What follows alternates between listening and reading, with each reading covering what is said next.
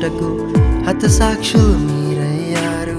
నీతి కిరీటము పొందుటకు అర్హులుగా మీరు. ఉన్నత పనికై మమ్మును పిలచిన దేవా, మా కొరకై నీ ప్రాణం అర్పించితివి.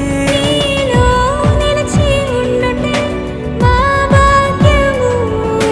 నీ కొరకై జీవించెదము.